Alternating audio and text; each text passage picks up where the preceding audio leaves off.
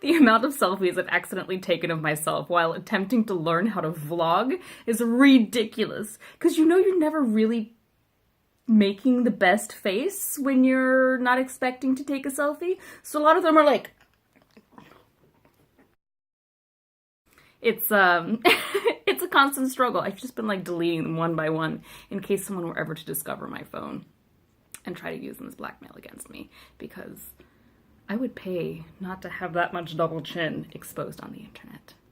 First, I want to say thank you so much for my shot of Table Mountain that you sent. He is looking so good on the day that you sent. Of course, you can never really see him. He likes to pull that emo blanket of security over him.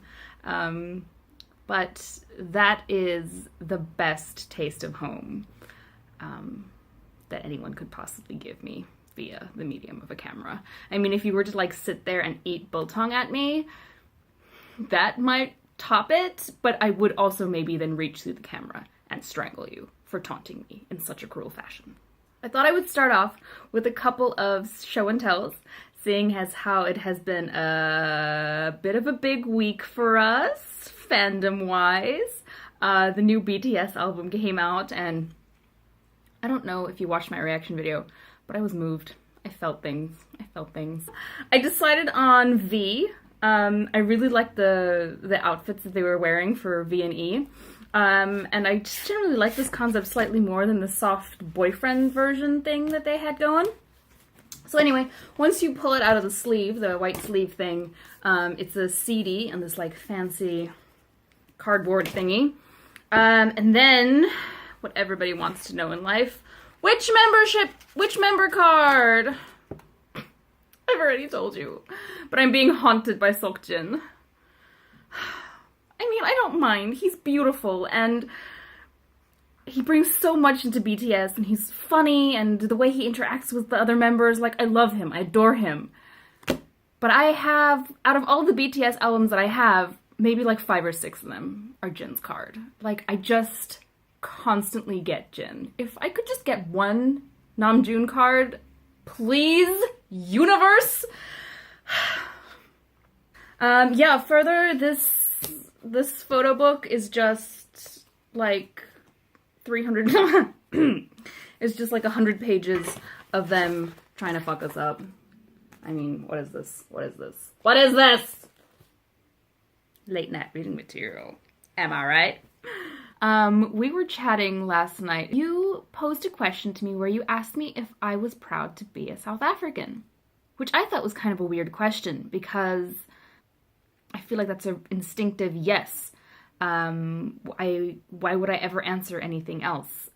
But the more you made me think about it, the more I realized that I don't know what I consider myself technically to be. My family is, of course, Afrikaans, you know this, with a surname like Strijdom.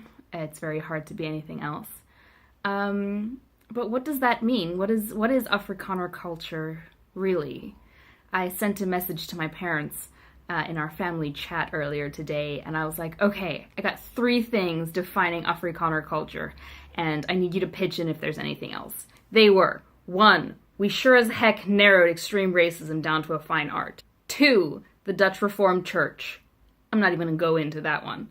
And 3, we have a surprisingly large collection of songs dreaming of that, like, nostalgic, peaceful time back in the good old days where we lived on a farm. And when you look at it in this regard, it's very easy to be like, no, I'm not Afrikaans at all. But culture is more than that. Because we're totally striking down the first 3. Hopefully, I'm not an extreme racism. I probably am not the best judge of that, being somewhat biased. I am no longer a practicing Christian. And as for the songs,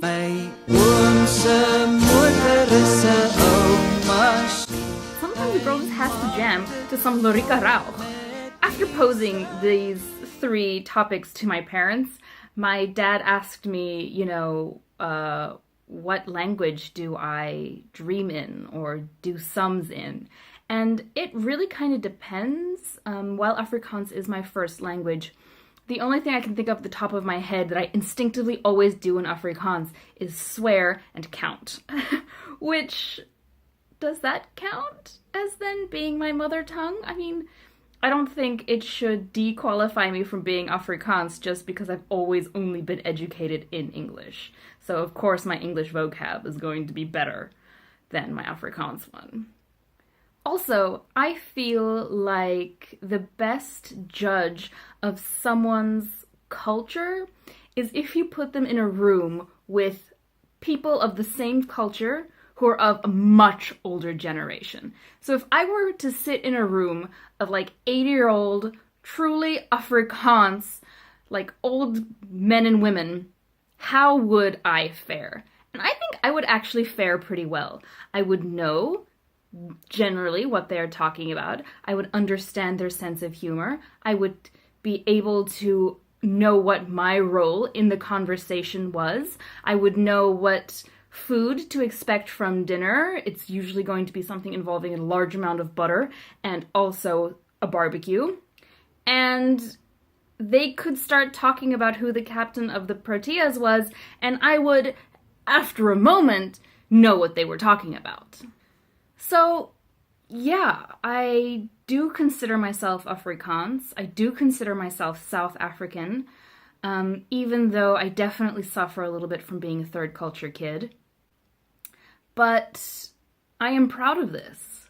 I think being from Africa is kind of cool, to be honest with you. And I want to identify as South African, which I think cancels out any sort of like lingering Canadianism that I might have, or the weird international thing that could also be influencing who I am and how I see the world.